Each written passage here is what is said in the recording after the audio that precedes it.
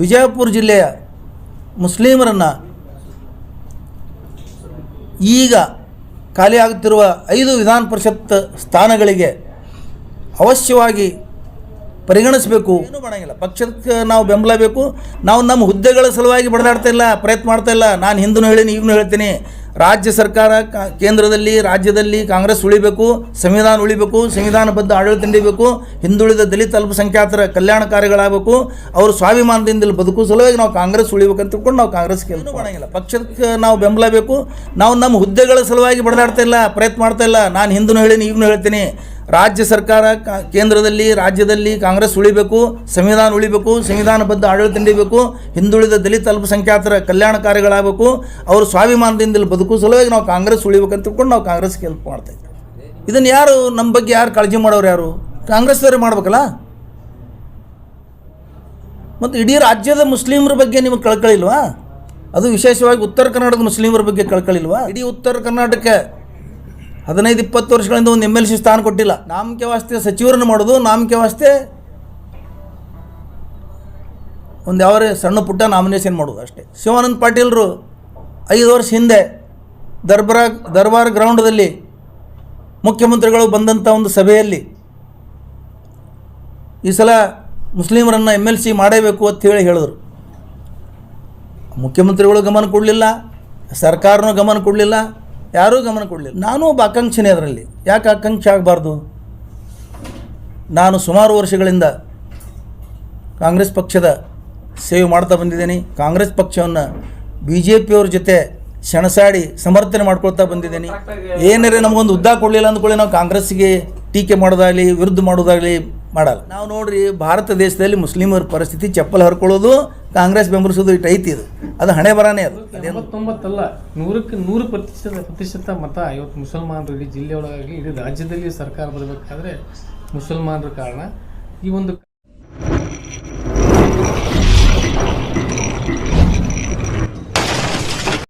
ಇಂದಿನ ಮಾಧ್ಯಮಗೋಷ್ಠಿಯ ವಿಷಯ ಮುಸ್ಲಿಂ ಅಲ್ಪಸಂಖ್ಯಾತರನ್ನು ಈಗಿನ ಸರ್ಕಾರ, ಹಿಂದಿನ ಕಾಂಗ್ರೆಸ್ ಸರ್ಕಾರ, ಅದಕ್ಕಿಂತಲೂ ಹಿಂದಿನ ಕಾಂಗ್ರೆಸ್ ಸರ್ಕಾರಗಳು ಉತ್ತರ ಕರ್ನಾಟಕದ ಮುಸ್ಲಿಮರನ್ನು ಸಂಪೂರ್ಣ ಕಡೆಗಣಿಸಲಾಗಿದೆ. ಇವತ್ತು ರಾಜ್ಯಸಭಾ ಬರಲಿ, ವಿಧಾನ ಪರಿಷತ್ ಬರಲಿ, ಪಕ್ಷದ ಯಾವುದೇ ಉನ್ನತ ಹುದ್ದೆಗಳು ಬರಲಿ, KPCC ಅಧ್ಯಕ್ಷ ಆಗಲಿ, ಜಿಲ್ಲಾ ಅಧ್ಯಕ್ಷರುಗಳಾಗಲಿ, ಇವೆಲ್ಲ ಸಂಪೂರ್ಣವಾಗಿ ಕಡೆಗಣಿಸಿದ್ದಾರೆ. ಬೆಂಗಳೂರು ಮತ್ತು ಬೆಂಗಳೂರು ಸುತ್ತಮುತ್ತಲಿನ ಭಾಳ ಜಗ್ಗಾಡು ಹೋದರೆ ಮೈಸೂರುವರೆಗೆ, ಕೋಲಾರವರೆಗೆ, ದಾವಣಗೆರೆಯವರೆಗೆ ಬರ್ತದೆ ಮುಸ್ಲಿಮರ ಪ್ರಾತಿನಿಧ್ಯ. ಅದು ದಾಟಿ ಬರೋದೇ ಇಲ್ಲಿ ಈ ಕಡೆ. ಮತ್ತು ಮುಸ್ಲಿಮರು ಕಾಂಗ್ರೆಸ್ ಮತದಾರ ಅಥವಾ ಕಾಂಗ್ರೆಸ್ ಬೆಂಬಲಿಗರು ಇಷ್ಟೇ ಏರಿಯಾದಲ್ಲಿದ್ದಾರೋ ಏನು ಉತ್ತರ ಕರ್ನಾಟಕದಲ್ಲಿದ್ದಾರೋ? ಉತ್ತರ ಕರ್ನಾಟಕಕ್ಕೂ ಕನ್ಸಿಡರ್ ಮಾಡಬೇಕಲ್ಲ. KPCC ಸುತ್ತಮುತ್ತ ಯಾರ್ದಾರ ಅಷ್ಟೇ ಜನ ಇವರಿಗೆ ಮುಸ್ಲಿಮರು ಕಾಣ್ತಾ ಇದ್ದಾರೋ ಏನು ಇಡೀ ರಾಜ್ಯದ ಜನರ ಬಗ್ಗೆನೂ ಇವರೇ ಗಮನ ಹರಿಸ್ಬೇಕಲ್ಲ. ಅದು ವಿಚಾರ ಮಾಡಲ್ಲ ಅವರು. 2 ವರ್ಷಗಳ ಹಿಂದೆ 7 ವಿಧಾನ ಪರಿಷತ್ ಸ್ಥಾನ ಖಾಲಿಯಾಗಿದ್ದು, ಅವಾಗೂ ಇಲ್ಲಿ ಬರಲೇ ಇಲ್ಲ, ಅದಕ್ಕಿಂತ ಹಿಂದೂ ಬರಲಿಲ್ಲ. ಈಗ ಮೊನ್ನೆ 5 ವಿಧಾನ ಪರಿಷತ್ ಸ್ಥಾನಗಳು ರಾಜ್ಯ ಅಸೆಂಬ್ಲಿಯಿಂದ ಆ ಕೋಟಾದಲ್ಲಿ ಮುಸ್ಲಿಮರನ್ನು ಉತ್ತರ ಕರ್ನಾಟಕದಲ್ಲಿ ವಿಶೇಷವಾಗಿ ವಿಜಯಪುರ ಜಿಲ್ಲೆ ಮುಸ್ಲಿಮರನ್ನು ಅತ್ಯಂತ ಕನಿಷ್ಠ ರೀತಿಯಲ್ಲಿ ಕಡೆಗಣಿಸ್ತಾರೆ. ಇವತ್ತಿನವರೆಗೆ ಬಿಜಾಪುರ ಜಿಲ್ಲೆ KPCC ಲಿಸ್ಟ್ನಲ್ಲಿ ಐತೋ ಇಲ್ಲ ಅಂತ ನಮಗೆ ಸಂಶಯ ಬರ್ತಾಯಿದೆ. ಅದು ಮುಸ್ಲಿಮರ ಬಗ್ಗೆ. ಉಳಿದವ್ರ ಬಗ್ಗೆ ಗಮನ ಹರಿಸ್ತಾ ಇದ್ದಾರೆ, ಉಳಿದವ್ರ ಬಗ್ಗೆ ಏನು ಮಾಡಬೇಕೆಲ್ಲ ಮಾಡ್ತಾ ಇದ್ದಾರೆ ಅವರಿಗೆ. ಇದನ್ನು ನಮ್ಮ ಒಂದು ಸಮಸ್ಯೆಯನ್ನು, ನಮ್ಮ ನೋವನ್ನು ಬೆಂಗಳೂರಿನ KPCC ಕಚೇರಿಗೆ ಮತ್ತು ಸರ್ಕಾರ ಅವರಿಗೆ ಒಯ್ದು ಮುಟ್ಟಿಸುವ ಕೆಲಸ ಇಲ್ಲಿಯ ಶಾಸಕರುಗಳದ್ದು ಆಗಬೇಕು. ಅದು ಆಗ್ತಾಯಿಲ್ಲ. ಅದು ಯಾಕೆ ಆಗ್ತಾಯಿಲ್ಲ ಅನ್ನೋದು ನಮಗೆ ತಿಳಿತಾ ಇಲ್ಲ. ನಮಗೆ ಈ ಶಾಸಕರುಗಳಿಗೆ ಬೆಂಬಲಿಸೋದು, ಅವ್ರಿಗೆ ಮತದಾನ ಮಾಡಿಸೋದು, ಅವರು ಆರಿಸಿ ಬಂದ ಕೂಡಲೇ ಕುಣಿದು ಕುಪ್ಪಳಿಸೋದು, ಅವರು ಮಂತ್ರಿ ಆದ ಕೂಡಲೇ ಕುಳಿದು ಕುಪ್ಪಳಿಸೋದು, ಇಲ್ಲಿಗೆ ಸೀಮಿತ ಮಾಡಿಬಿಟ್ಟಿದ್ದಾರೆ ನಮಗೆ.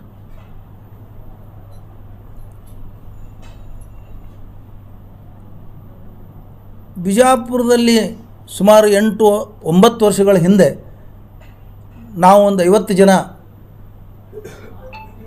ಮುಸ್ಲಿಮರ ಸಮಸ್ಯೆಗಳು ತಗೊಂಡು ಜಿಲ್ಲಾ ಕಾಂಗ್ರೆಸ್ ಅಧ್ಯಕ್ಷ ಸ್ಥಾನ ಖಾಲಿ ಇದೆ, ಅದನ್ನು ಕೊಡ್ರಿ ಅಂಥೇಳಿ ಎಲ್ಲ ಜಿಲ್ಲೆಯ ನಾಯಕರ ಮನೆಗೆ ಅಂಗಲಾಚಿ ಬೇಡಿದೆವು ನಾವು ಹೋಗಿ, ಅಂಗಲಾಚಿ. ಅದ್ರ ಬಗ್ಗೆ ಒಬ್ಬರು ಗಮನನೇ ಹರಿಸಲಿಲ್ಲ.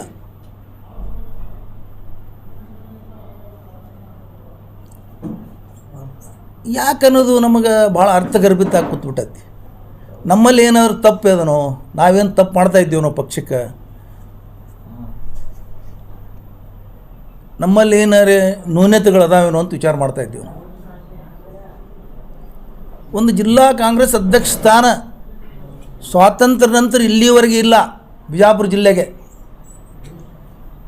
ವಿಧಾನ ಪರಿಷತ್ ಸದಸ್ಯರು ಕೊಡ್ರಿ ಅಂಥೇಳಿ, ಸದಸ್ಯತ್ವ ಕೊಡಿ ಅಂಥೇಳಿ 10-15 ವರ್ಷಗಳಿಂದ ಪ್ರಯತ್ನ ಮಾಡ್ತಾ ಇದ್ದೀವಿ, ಅದೂ ಇಲ್ಲ.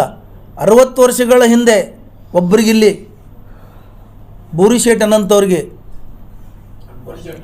ಅಕ್ಬರ್ ಶೇಟ್ ಅನ್ನಂಥವ್ರಿಗೆ ವಿಧಾನ ಪರಿಷತ್ ಸದಸ್ಯರನ್ನಾಗಿ ನಿಜಲಿಂಗಪ್ಪ ಸರ್ಕಾರ ಮಾಡಿತ್ತವಾಗ.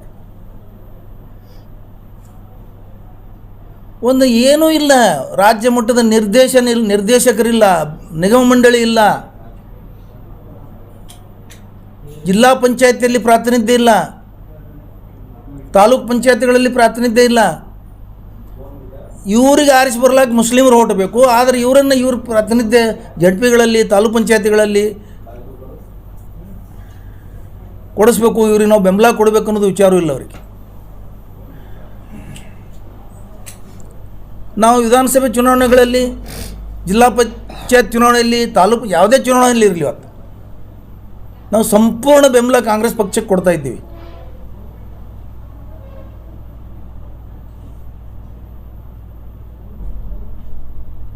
ನಮ್ಮ ಸಮಾಜದ ಜನ ಚಪ್ಪಲಿ ಹರ್ಕೊಂಡು ರಾತ್ರಿಗಳು ಓಡಾಡಿ ಮತದಾನ ಮಾಡಿಸ್ತಾರೆ. ಇದು ಮಾಡಿ ನಾವು BJP ಕೆಂಗಣ್ಣಿ ಗುರಿಯಾಗಿವಿ. BJPಯವ್ರ ಬಗ್ಗೆ ನಮ್ಮದೇನು ವೈರತ್ವಿಲ್ಲ. ಅವ್ರು ಯಾಕೆ ನಾವು ಕೆಂಗಣ್ಣಿ ಗುರಿ ಆಗಿವಿ ಅಂದ್ರೆ, ನಾವು ಅತಿ ಕಾಂಗ್ರೆಸ್ಗೆ ಓಡಾಡಿ ಜಿಲ್ಲೆಯಲ್ಲಿ ನಾವು ಗುರಿಯಾಗಿವಿ. ಇದನ್ನು ಯಾರು ನಮ್ಮ ಬಗ್ಗೆ ಯಾರು ಕಾಳಜಿ ಮಾಡೋರು? ಯಾರು? ಕಾಂಗ್ರೆಸ್ದವರೇ ಮಾಡ್ಬೇಕಲ್ಲ.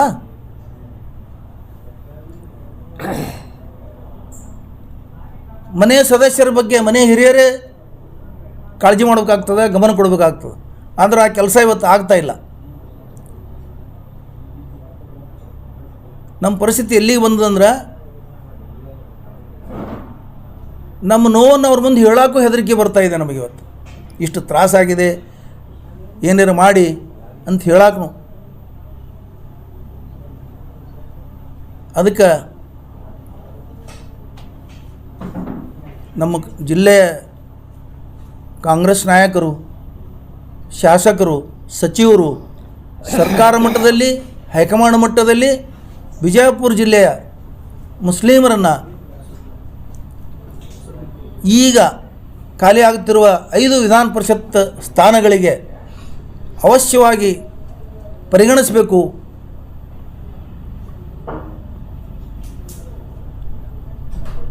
ಸುಮಾರು 25 ವರ್ಷಗಳಿಂದ ಒಂದು MP ಇಲ್ಲ, ರಾಜ್ಯಸಭಾ ಇಲ್ಲ. ಇಲ್ಲಿ ಟಿಕೆಟ್ ಕೊಡ್ದಂತ ಹೋಗ್ಬಿಡ್ತು. ಒಂದು ಕಂಪಲ್ಸರಿ ಟಿಕೆಟ್ ಕೊಡ್ತಿದ್ರು ಲೋಕಸಭೆಗೆ, ಅದು ತೆಗೆದೇ ಬಿಟ್ರಿ. ಈಗ ಇಲ್ಲೇ ಇಲ್ಲ. ಒಂದು ಮೊನ್ನೆ ಕೊಟ್ಟರು, ಅದನ್ನು ಸೋರಿಸೋರು ಎಲ್ಲರೂ ಸೇರಿ. ಟಿಕೆಟು ಯಾರಿಗೆ ಕೊಟ್ಟವ್ರಿಗೆ ಕೊಡೋದು, ಬೆಂಗಳೂರು ಸುತ್ತಮುತ್ತಿದ್ದವ್ರಿಗೆ, ಬೆಂಗಳೂರಿನವ್ರಿಗೆ. ವಿಧಾನ ಪರಿಷತ್ ಸ್ಥಾನ ಅಲ್ಲಿ, ರಾಜ್ಯಸಭಾ ಅಲ್ಲಿ ಅವರಿಗೆ ಕೊಡೋದು, ಅವ್ರ ಮನೆತನಗಳಿಗೆ ಕೊಡೋದು. ಮತ್ತು ಇಡೀ ರಾಜ್ಯದ ಮುಸ್ಲಿಮರ ಬಗ್ಗೆ ನಿಮಗೆ ಕಳ್ಕಳಿಲ್ವಾ? ಅದು ವಿಶೇಷವಾಗಿ ಉತ್ತರ ಕರ್ನಾಟಕದ ಮುಸ್ಲಿಮರ ಬಗ್ಗೆ ಕಳ್ಕಳಿಲ್ವಾ? ಇಡೀ ಉತ್ತರ ಕರ್ನಾಟಕ 15-20 ವರ್ಷಗಳಿಂದ ಒಂದು MLC ಸ್ಥಾನ ಕೊಟ್ಟಿಲ್ಲ. ಒಂದು 20 ವರ್ಷದಿಂದ ಬೀದರ್ಗೊಂದು ಕೊಟ್ಟಿದ್ರು, 60 ವರ್ಷದಿಂದ ಬಿಜಾಪುರಕ್ಕೊಂದು ಕೊಟ್ಟಿದ್ದಾರೆ. ನಾಮಕೆ ವಾಸ್ತೆ ಸಚಿವರನ್ನು ಮಾಡೋದು, ನಾಮಕೆ ವಾಸ್ತೆ ಒಂದು ಯಾವರೇ ಸಣ್ಣ ಪುಟ್ಟ ನಾಮಿನೇಷನ್ ಮಾಡೋದು ಅಷ್ಟೇ. ಅದಕ್ಕೆ ಈ ಸಂದರ್ಭದಲ್ಲಿ ನಾ ಹೇಳೋದೇನೆಂದ್ರೆ, ಈ ಸಲ ವಿಧಾನ ಪರಿಷತ್ತಿನ ಏನು ನಾಮನಿರ್ದೇಶನ ಸ್ಥಾನಗಳಿದಾವೆ 5, ಅದರಲ್ಲಿ ಅವಶ್ಯವಾಗಿ ಬಿಜಾಪುರ ಜಿಲ್ಲೆಯನ್ನು ಪರಿಗಣಿಸಲಿಕ್ಕೆ ಬೇಕು. ನಾವು ಬರೀ ನಿಮ್ಮ ಮತ ಹಾಕಿಸೋದು ಮತ್ತು ಮತ ಹಾಕೋರತ್ತು ಅಷ್ಟೇ ತಿಳ್ಕೊಬೇಡಿ, ಅದಕ್ಕೆ ಸೀಮಿತ ಮಾಡಬೇಡಿ. ಯಾವುದೂ ಅತಿ ಆದರೆ ಅಮೃತ ವಿಷಯ ಆಗ್ತದೆ, ಯಾವುದೂ ಅತಿ ಆಗಬಾರ್ದು. ನಿಮ್ಮ ನಡೆ ಏನಿದಿಲ್ಲ ಅದು ಅತಿ ಆಗಬಾರ್ದು. ಮತ್ತು ನಿಮಗೆ ಗುರ್ತಿದೆ ಮುಸ್ಲಿಮರಿಗೆ ಕಾಂಗ್ರೆಸ್ ಅನಿವಾರ್ಯ ಅಂತ. ನೀವು ಯಾಕೆ ನಿರ್ಲಕ್ಷ್ಯ ಮಾಡ್ತಾ ಇದ್ದೀರಿ ಅನ್ನೋದಕ್ಕೆ ಅದು ಒಂದು ಕಾರಣ ಇದೆ.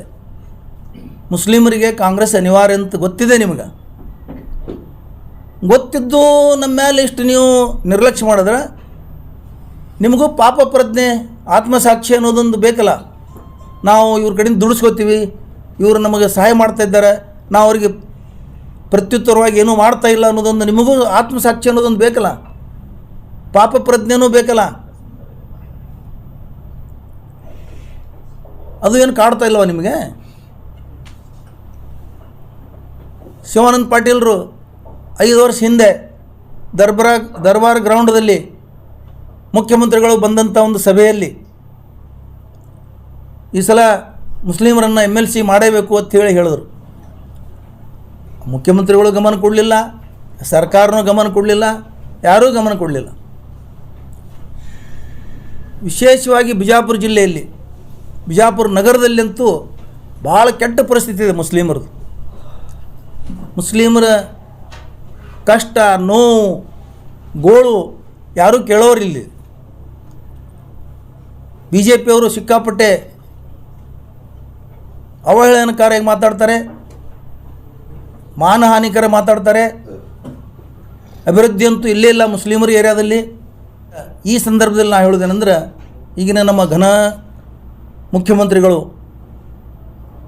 DK ಶಿವಕುಮಾರ್ ಅವರು ಬಿಜಾಪುರ ನಗರ ಮತ್ತು ಜಿಲ್ಲೆಯ ಮುಸ್ಲಿಮರ ಬಗ್ಗೆ ಗಮನಹರಿಸಿ ಇಲ್ಲೇನು ಸಮಸ್ಯೆ ಆಗ್ತಾಯಿದೆ, ಕೋಮು ಭಾವನೆಗಳ ಬಗ್ಗೆ ಆಗ್ತಾಯಿದೆ, ಅಭಿವೃದ್ಧಿ ಬಗ್ಗೆ ಆಗ್ತಾಯಿದೆ, ಈ ಕಡೆ ಗಮನಹರಿಸಿ ಜಿಲ್ಲೆಯ ಮುಸ್ಲಿಮರ ಹಿತ ಕಾಪಾಡಬೇಕು ಅಂತೇಳಿ ಸಂದರ್ಭದಲ್ಲಿ ನಾನು ಹೇಳ್ತಾ ಇದ್ದೆ.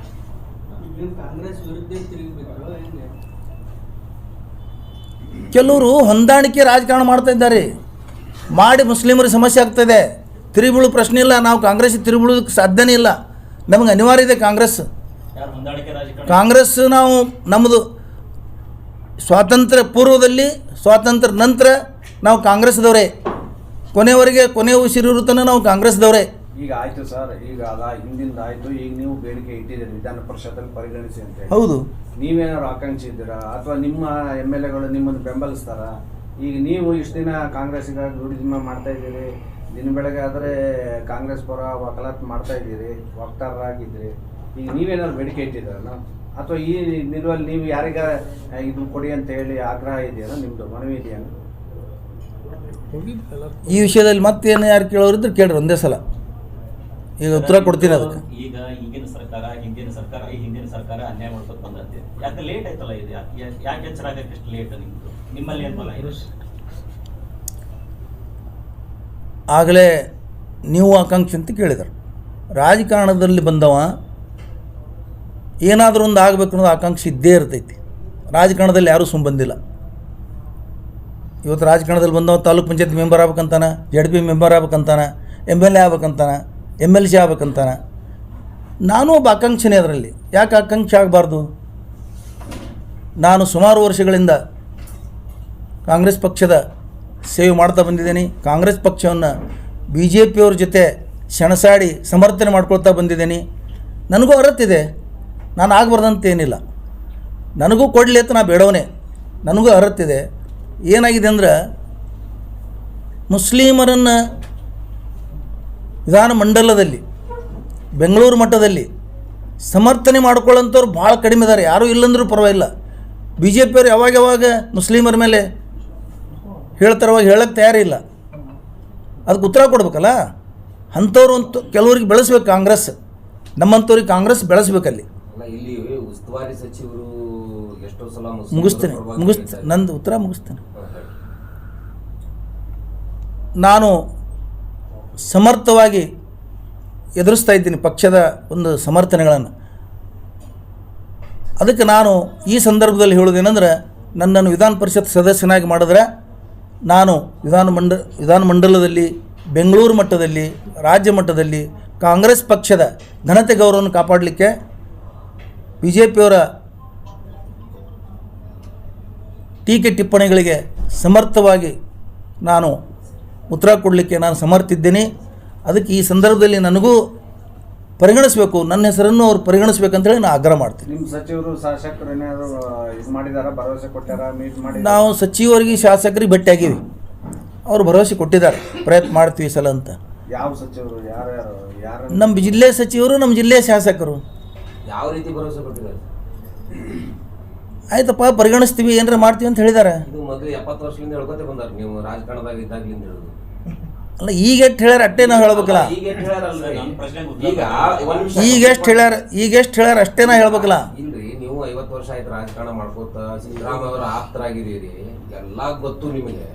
ಇಷ್ಟಾದ್ರೂ ಕೂಡ ನಿಮ್ಮನ್ನ ಯಾಕೆ ಮಾಡಲಿಲ್ಲ ಅನ್ನೋದು ಬಹಳ ಮುಖ್ಯ ಆಗುತ್ತೆ. ಈ ನಿಟ್ಟಿನಲ್ಲಿ ಯಾರ ಕೈವಾಡ ಇದೆ, ಅದು ಯಾಕೆ ಆಗ್ತಾ ಇಲ್ಲ ಅನ್ನೋದು ಸ್ಪಷ್ಟೀಕರಣ ಕೊಟ್ಬಿಡಿ, ಮುಗಿದೋಗುತ್ತೆ. ಅಲ್ಲ, ಈಗ ಕೈವಾಡ ಇದ್ದಿದ್ದು ನನಗೆ ಗುರುತಾದ್ರೆ ನಾನೇ ಪರಿಹರಿಸ್ತಿದ್ದೆ. ಅದಕ್ಕೆ ಕೈವಾಡ ಇದ್ದಿದ್ದು ನನಗೆ ಹೆಂಗೆ ಗುರುತಾಗ್ತದೆ? ಅದು ಕೈವಾಡ ಇದ್ದಿದ್ದು ರಾಜಕಾರಣದಲ್ಲಿ ಇಲ್ಲ, ಗೊತ್ತಾಗೋದಿಲ್ಲ. ಅದು ಕೈವಾಡ ಅಂತಾರೆ ಅದಕ್ಕೆ, ನೇರವಾಗಿಲ್ಲ, ಇಂಟರ್ನಲ್ ಕೈವಾಡ ಥರ, ಅದು ಗೊತ್ತಾಗೋದಿಲ್ಲ ಯಾರಿಗೆ. ಉತ್ತರ ಕೊಡಲಿಲ್ಲ ನೀವು. ಈಗಿನ ಸರ್ಕಾರ, ಹಿಂದಿನ ಸರ್ಕಾರ, ಹಿಂದಿನ ಸರ್ಕಾರ ಅಂದ್ರೆ ಈಗ ಎಚ್ಚರ ಆಗೈತಿ. ನೀವು ಏನು ಇಷ್ಟು ದಿನ ಎಲ್ಲಿದ್ರಿ ಅಂತ ನಾನು ಎಚ್ಚರ ಏನಾಗಿಲ್ಲ. ಈಗ ನಾವು ಎಚ್ಚರ ಇದ್ದೀವಿ, ನಮಗೆ ಮಲಗಿಸ್ಕೊತ ಬಂದಾರ. ನಾವು ಎಚ್ಚರ ಇದ್ದೀವಿ, ನಮಗೆ ಮಲಗಿಸ್ಕೊತ ಬಂದಾರ. ಇನ್ನು ಮೇಲೆ ಮಲಗಿಸ್ಬೇಡ್ರಿ, ಇನ್ನು ನಾವು ಮಲ್ಕೊಳ್ಳಲ್ಲ ಅಂತ ಹೇಳ್ತಾ ಇದ್ದೀವಿ. ಒಂದು ವೇಳೆ ಕೊಡದೇ ಇದ್ರೆ ಕೊಡದೇ ಇದ್ರೆ ಏನೂ ಮಾಡೋಕ್ಕಾಗಲ್ಲ. ನಾವೇನೂ ಮಾಡೋಂಗಿಲ್ಲ. ಪಕ್ಷಕ್ಕೆ ನಾವು ಬೆಂಬಲ ಬೇಕು. ನಾವು ನಮ್ಮ ಹುದ್ದೆಗಳ ಸಲುವಾಗಿ ಬಡದಾಡ್ತಾ ಇಲ್ಲ, ಪ್ರಯತ್ನ ಮಾಡ್ತಾ ಇಲ್ಲ. ನಾನು ಹಿಂದೂ ಹೇಳೀನಿ, ಈಗಲೂ ಹೇಳ್ತೀನಿ, ರಾಜ್ಯ ಸರ್ಕಾರ, ಕೇಂದ್ರದಲ್ಲಿ, ರಾಜ್ಯದಲ್ಲಿ ಕಾಂಗ್ರೆಸ್ ಉಳಿಬೇಕು, ಸಂವಿಧಾನ ಉಳಿಬೇಕು, ಸಂವಿಧಾನಬದ್ಧ ಆಡಳಿತ ನೀಡಬೇಕು, ಹಿಂದುಳಿದ ದಲಿತ ಅಲ್ಪಸಂಖ್ಯಾತರ ಕಲ್ಯಾಣ ಕಾರ್ಯಗಳಾಗಬೇಕು, ಅವರು ಸ್ವಾಭಿಮಾನದಿಂದ ಬದುಕು ಸಲುವಾಗಿ ನಾವು ಕಾಂಗ್ರೆಸ್ ಉಳಿಬೇಕಂತ ತಿಳ್ಕೊಂಡು ನಾವು ಕಾಂಗ್ರೆಸ್ಗೆ ಹೆಲ್ಪ್ ಮಾಡ್ತಾ ಇದ್ದೀವಿ. ಏನಾರೇ ನಮಗೊಂದು ಹುದ್ದ ಕೊಡಲಿಲ್ಲ ಅಂದ್ಕೊಳ್ಳಿ ನಾವು ಕಾಂಗ್ರೆಸ್ಸಿಗೆ ಟೀಕೆ ಮಾಡೋದಾಗಲಿ, ವಿರುದ್ಧ ಮಾಡೋದಾಗಲಿ ಮಾಡಲ್ಲ. ನನಗೆ ಮತ್ತೆ ಕೇಳ್ತೀರಿ, ಈಗ ನೀವು ಪ್ರಾತಿನಿಧ್ಯ ಸಿಕ್ಕಿಲ್ಲ ಅಂತಲ್ಲ, ಇದಕ್ಕೆ ಜಿಲ್ಲೆಯ ಶಾಸಕರು ಸಚಿವರನ್ನು ಭೇಟಿ ಮಾಡಿದ್ದೀರಿ, ಓಕೆ. ಈಗ KPCC ಅಥವಾ ಮುಖ್ಯಮಂತ್ರಿನ ಭೇಟಿ ಮಾಡೋಕ್ಕೆ ನಿಮ್ಮ ಏನಾದ್ರು ಚಿಂತನೆ ಇದೆಯಾ? ಸಮಾಜದಿಂದ ಏನಾದ್ರು ಹೋಗ್ತೀರಾ ಮುಖಂಡರುಗಳು? ಪ್ರಯತ್ನ ಮಾಡ್ತೀವಿ. ಏನು ಮಾಡ್ತೀರಿ ಹೇಳಿ ಅದನ್ನ? ಪ್ರಯತ್ನ ಮತ್ತೆ ನಿಯೋಗ ಹೋಗಿ ಪ್ರಯತ್ನ ಮಾಡ್ತೀವಿ ಅಂತ ಹೇಳಿದೆ. ಏನು ಮಾಡ್ತೀರಂದ್ರೆ ಏನು ಮಾಡೋದು? ನಿಯೋಗ ಹೋಗಿ ಪ್ರಯತ್ನ ಮಾಡ್ತೀವಿ. ನೀವೇ ಹೇಳಿದ್ರಿ ನಿಯೋಗ ಹೋಗ್ತೀರಿ ಅಂತ ಕೇಳಿದ್ರಿ, ನಾವು ನಿಯೋಗ ಹೋಗ್ತೀವಿ ಅಂತ ಹೇಳಿದ್ರೆ. ಇಲ್ಲಿರ್ತಕ್ಕಂಥ ಮುಸ್ಲಿಂ ಮುಖಂಡರಿಗೆ ನಿಮ್ಮಿಂದ ಹಿಡಿದು ರಾಜಕಾರಣನೇ ಬರಂಗಿಲ್ಲ. ಏನು ನಿಮ್ಮ ಅಭಿಪ್ರಾಯ? ನಾವು ಹೇಳಕ್ ಬರಲ್ಲ.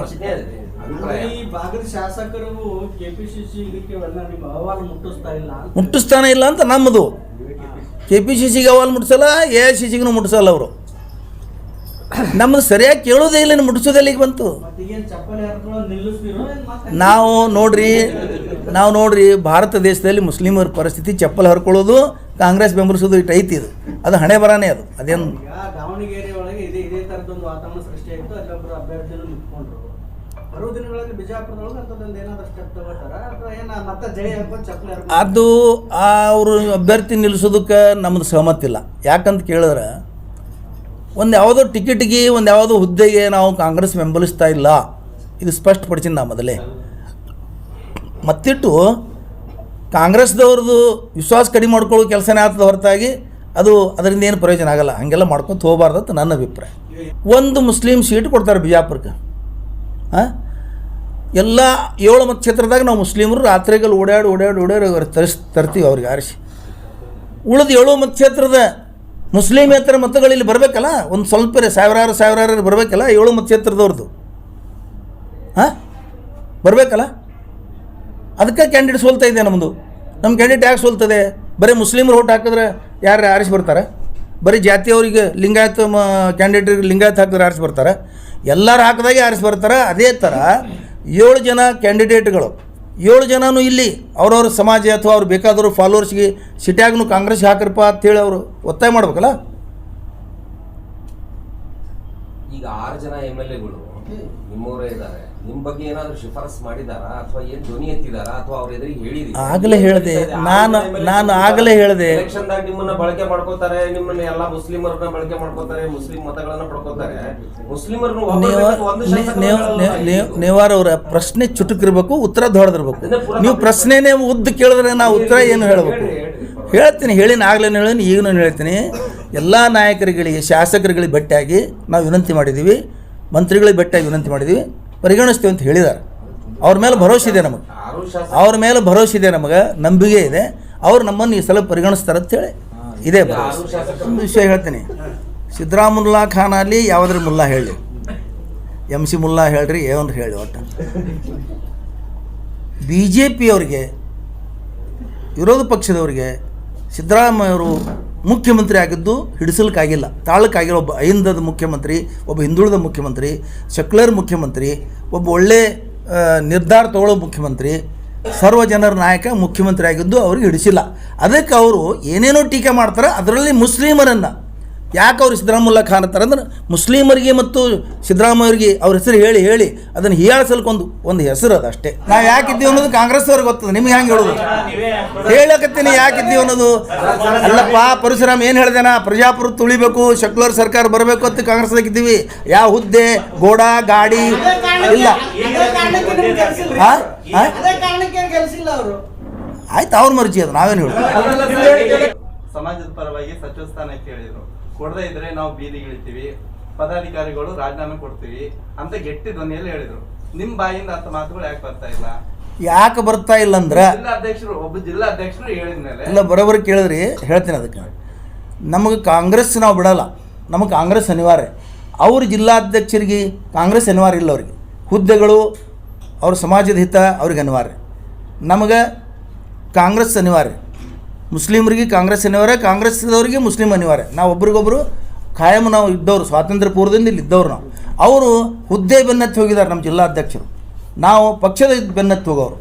ಈಗಾಗಲೇ ಪತ್ರಿಕಾಗೋಷ್ಠಿಯ ಬಗ್ಗೆ ನಮ್ಮ ಪಕ್ಷದ ವಕ್ತಾರರಾದ SM ಪಾಟೀಲ್ ಗಣ್ಯರವರು ತಮ್ಮ ಅನಿಸಿಕೆಗಳನ್ನು ವ್ಯಕ್ತಪಡಿಸಿದ್ದಾರೆ. ಈಗಾಗಲೇ ಏನದ ಕಾಂಗ್ರೆಸ್ ಪಕ್ಷದ ಬಗ್ಗೆ ಆಗಲಿ, ಕಾಂಗ್ರೆಸ್ ನಾಯಕರ ಬಗ್ಗೆ ಆಗಲಿ, ವಿಶೇಷವಾಗಿ ವಿಜಯಪುರ ಜಿಲ್ಲೆಯ ಅಲ್ಪಸಂಖ್ಯಾತರ ನಾಯಕರುಗಳಿಗೆ ಕಡೆಗಣಿಸುವಂಥದ್ದು ಸ್ವಲ್ಪ ಹೆಚ್ಚಾಗಿದೆ ಅಂತ ಅವರು ತಮ್ಮ ಅನಿಸಿಕೆ ವ್ಯಕ್ತಪಡಿಸಿ. ಅದ್ರ ಜೊತೆಗೆ ನಾವು ಇವತ್ತು ಏನು ಅವ್ರ ನಮ್ಮ ಆರೋಪ ಏನದ, ರಾಜ್ಯದ ವರಿಷ್ಠರಲ್ಲಿಲ್ಲ. ನಮ್ಮ ಆರೋಪ ಏನೈತೆ ಅಂದರೆ, ನಮ್ಮ ಜಿಲ್ಲೆಯ ಶಾಸಕರು, ಮಂತ್ರಿಗಳು ಏನದ, ಅವರಿಗೆ ಇಚ್ಛಾಶಕ್ತಿ ಕೊರತೆ ಇದೆ.